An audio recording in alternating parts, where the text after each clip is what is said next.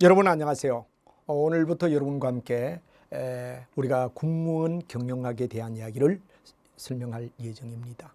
여러분이 잘 알지만 국무원이다 이럴 때 요즘은 공무원들이 워낙 인기가 좋기 때문에 매년 시험이 물론 저희들이 2017, 18, 2년에 걸쳐서 지금 진행이 됐습니다만 문제 수준이 진화한다. 여러분이 이제 경영학 같은 경우는 이제 다른 모든 과목 속에서 정말 전략 과목으로 점수를 갖다 많이 따줘야 할 과목이다 이렇게 우리가 말할 수 있습니다. 그래서 여러분이 거의 만점에 가깝게끔 시험을 갖다가 준비해 주셔야 된다 이렇게 되죠. 그럼 이 만약에 국무원 경영학을 일반 경영학 프로그램 속에서 우리가 분류시킨다면, 냉정히 분류시킨다면 어떻게 출제되느냐 하는 이야기가 굉장히 중요합니다. 항상 공부를 할 때는 출제가 어떻게 되었는가, 출제에 대한 분석이 매우 중요하다라고 여러분에게 설명할 수가 있겠죠. 그래서 여러분하고 같이 출제되었던 문제, 그 2018년도에 의되느냐 출제 분석표를 우리가 한번 가볍게 보면서 어떻게 우리가 공부해야 될 것인가에 대한 감을 잡아나가는 게 매우 중요할 이야기가 될 것 같습니다. 그럼 여러분하고 이 군도 경영학의 이야기 속에서 2018년도 출제 이야기 속에서 보면 단연 마케팅입니다. 여러분이 잘 알지만 마케팅이다 그럴 때와 니드와 완트, 소위 말하면 뭐가 됩니까? 필요에 대한 욕구를 충족해줘야 되는 과정 속에 일어나는 마케팅. 무려 몇 문제가 나왔느냐? 7문항이 나왔다. 그런 데서 마케팅 개념을 여러분 정확하게 이해를 하고 또 기본적인 문제, 우리가 사지선다형이니까 그렇게 어렵게 문제는 되지 않습니다만 보통 이제 7문항이 나왔다. 예를 들어서 우리가 봤을 때 대안에 대한 평가라든가 브랜드 확장이라든가 또 제품에 대한 성숙기에 대한 이야기, 마케팅의 전략에 대한 이야기, 그 다음에 산업재 판매 전략은 어떻게 하느냐. 인적 판매라는 이야기가 되죠. 사람들과 더불어 바로 판매를 직접 가서 얘들은 그러면 인적 판매하는 이야기들 이런 이야기가 나왔고 그 다음에 중간상에 대한 뭐가 되느냐 판촉 활동이 어떠냐. 여기에 푸시라는 얘기가 나오죠. 바로 대금을 왕창 줘서 바로 예를 들냐 그러면 바로 중간상을 자극하는 이런 행위들 이런 이야기를 푸시 지원금이라고 얘기한다 하는 말이 되고 그 다음에 우리가 일반적으로 가정에서 예를 들냐 사용하는 바로 가정용 팩스나 또는 가정용 복사기 같은 거는 복사기 자체 어떻습니까? 일반적으로 봤을 때 복사기는 어떠냐 그러면 사다 이거죠. 근데 왜 되느냐 그러면 바로 여러분들 잘 아는 잉크 값이 비싸다. 카메라는 산데 의되죠. 필름 값은 비싸게 받는다. 주의 종목을 사게 하고 거기에 따른 종의 종목을 갖다 높게 하는 주종. 한마디로 말하면 종속 제품 가격 결정이다 하는 문제에서 무려 7문항이 어디에 되느냐 마케팅 쪽에 나왔다 하는 이야기가 중요한 이슈가 되겠습니다. 그래서 여러분이 마케팅이 단연 1위다 하는 이야기를 여러분이 알고 가장 문항을 갖다 많이 내는 것은 바로 마케팅이다.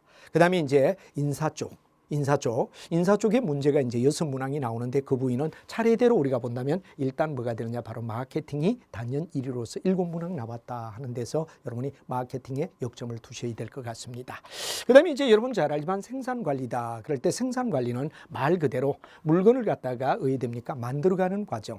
일종의 바로 생산의 이야기는 뭐가 되느냐 그러면 공정계획, 일정계획, 자급분배, 진척관리 그래서 공일작전이다 하는 이야기로 통상 생산관리를 합니다만 아직 국무원 시험에는 한 문제가 나왔습니다. 바로 외부의 상수, 수요의 예측에 대한 문제가 되겠죠. 외부의 상수는 마케팅 쪽으로 돌릴 수도 있지만 냉정히 따지면 얼마의 물건을 만들어 팔아야 될까요? 하는 이야기에 바로 생산관리 쪽에 외부의 상수 이야기가 나왔는데 그 이야기를 갖다 우리가 한번 소비자에게 가격을 얼마 올려도 소비자가 별로 거부 반응이 일으키지 않는 범주.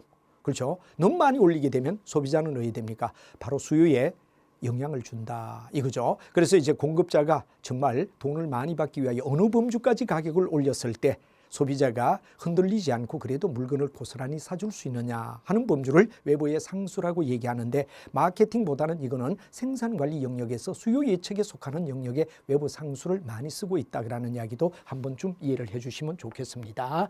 자, 이렇게 돼서 외부의 상수 이야기가 나왔고 그다음 다음 이야기가 뭐냐 그러면 경영학 기초다 그러죠. 거기서 이제 보면 전문 경영자란 어떤 거냐 그 다음에 수직적 통합화 한마디로 하면 수직은 계급이 있다 이렇게 우리가 말하죠. 바로 주와 종의 관계, 계급의 관계 이런 걸 갖다 수직의 통합이라고 얘기하는데 이게 어떻게 되느냐 하는 이야기가 경영기초에 나오고 그 다음에 핵심 역량이라는 말이 나옵니다. 한마디로 말하면 매우 중요한 이런 절대 기밀을 위하여 자기가 직접 어디 되느냐 그러면 통제해 나가는 핵심 역량.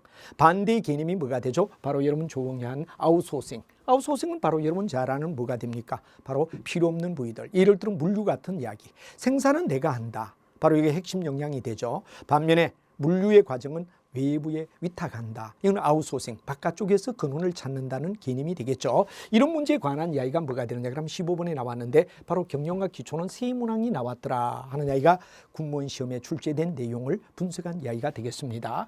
그 다음에 이제 조직행위다 그럴 때 조직행위는 세 문항이 되겠습니다. 여러분이 중요한 직무 특성 이론.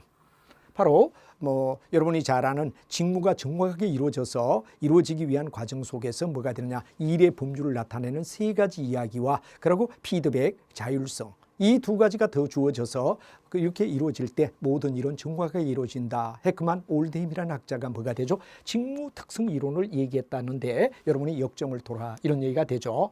그다음에 이제 중요한 이야기가 동기를 부여하라. 동기 부여 요인이 되겠어요. 요인의 이야기가 어떤가? 그다음 바로 오랫동안 해오면은 바로 자발적으로 일반적으로 뭐냐 그러면 생리적 동인과 그다음에 사회 발생적 동인이란 두 가지 이야기가 이루어지는데 동인에 대한 이야기가 나왔다 그러는 것은 조직 행위의 이야기 속에서 아주 중요한 이슈였다 하는 이야기를 여러분이 분석할 수 있어야 될 것 같습니다. 그다음에 이제 중요한 이야기는 바로 여러분 잘 아는 인사관리죠. 바로 여러분 인사관리는 확계평 보유방이다 이런 말을 씁니다. 바로 직무 분석이 끝난 다음에 직무명세서와 직무기술서라는 두 가지가 있죠. 직무명세서는 이 사람이 어떤 일을 잘할까 사람에 대한 분석을 직무명세서라고 얘기합니다. 그러면 이 일은 어떤 사람이 필요하죠? 직무기술서가 될 것 같습니다. 이 두 가지가 결합되어서 직무 분석이 일어나면 확계평 보유방이다 그런 얘기가 나오죠. 그래서 바로 고용하고 확보는 고용을 얘기하죠. 그 다음에 개는 개발을 시키고 개발은 바로 교육을 얘기하죠. 그 다음에 평은 평가를 하고 인사고과가 되겠죠. 그 다음에 보수를 주고 유지를 하고 그 다음 나중에 퇴임 방출하는 과정을 갖다가 바로 얘기한다. 그래서 바로 보통 학생들이 확계평 보유방이라는 말을 많이 쓰는데 그 과정 속에 나오는 이야기다 이래야 되는데 인사관리에서 휴업제도 바로 노동조합을 갖다가 얘들은 설립과 고용의 관계를 갖다 나는 걸 휴업의 관계라고 얘기하죠. 이 휴업의 관계. 그리고 PC에 유리한 협상의 제도. 그다음에 유연시간은 바로 자연스럽게 자기가 원하는 시간을 갖다 골라가며 시간을 책정하는데 요즘 비교적 어떻죠? 우리가 일반적으로 봤을 때 여성 근로자를 위한 하나의 제도 방법 속에서 시간 제도를 갖다 하는 거. 그다음에 선발의 도구에서 우리가 잘 알고 있는 뭐가 되느냐 그러면 대체법 이야기. 그리고 인적 자원에 대한 예측. 그다음에 여러분 잘 아는 델파이다. 그래서 델파이는 어떤 기법이냐? 델파이는 7, 8명의 전문가가 토론을 하게 되면 상당히 뭐가 됩니까?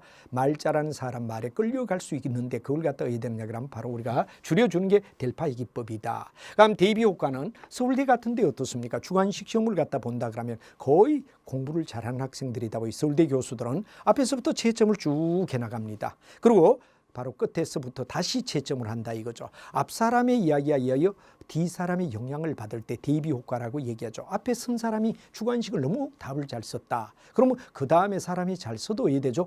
그 앞에 채점했던 사람이 너무 내용이 좋았다. 그러면 거기에 대하여 약하게 평가받는 대비 효과가 일어난다 하는 이야기가 인사에 있어서 일어나는 문제인데 6문항. 두 번째로 많이 나왔던 이야기다. 마케팅의 7개, 인사의 6개. 그럼 거의 13개. 25개 속에서 마케팅과 인사 쪽의 문제가 전부 다 어떻게 되느냐 13개가 되다 보니까 절반 이상을 상회한다 이래 봐야 되겠죠. 그리고 여러분들이 굉장히 이 인사 쪽을 갖다 신경을 많이 써줘야 되겠다 하는 이야기로 설명을 할 수가 있을 것 같습니다.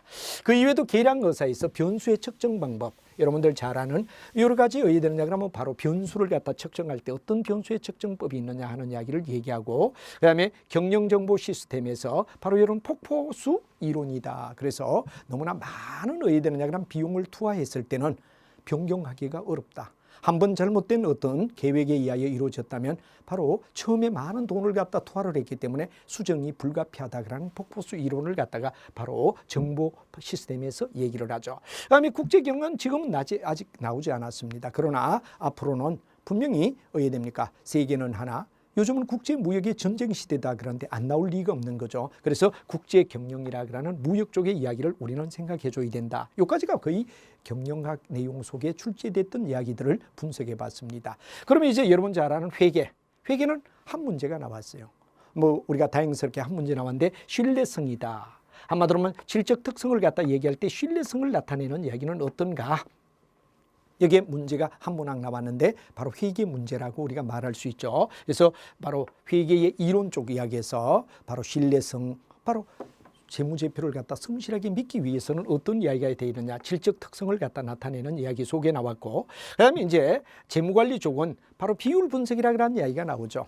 바로 BS와 IS의 항목을 줘서 바로 비율을 갖다 나타내는 비율 분석의 이야기를 갖다 우리가 얘기한다. 그리고 매출 이익률이라는 말이 나오죠. 바로 이거는 재무관리 속에서 우리가 두 번째 문제로 13번 문제로 나왔다. 이래야 되는데 이런 내용이 전부 출제가 됐기 때문에 여러분은 경영학에 골고루 모든 영역을 갖다 공부를 정확하게 해주고 그다음에 거기에 맞는 포지션에 의하여 우리는 앞으로 강의를 갖다 진행할 때 이런 점 출제됐던 부위가 어떤가, 출제됐던 문제가 어떤가를 갖다가 명확하게 분석하며 25개의 분포도를 알무로 해서 다음에 어떻게 될 것인가 하는 이야기를 예측할 수가 있을 겁니다. 그래서 여러분과 함께 이 2018년도 문제, 기출문제를 우리는 바로 생각하며 시험을 갖다 보편적으로 준비를 해야 되겠다 하는 이야기가 아주 중요한 이슈라는 얘기를 드리며 여러분과 함께 본수업할 때 정확하게 이런 범주별 내용을 하나하나 생각하며 또 준비가 되게 진행하겠다 하는 말씀을 드리며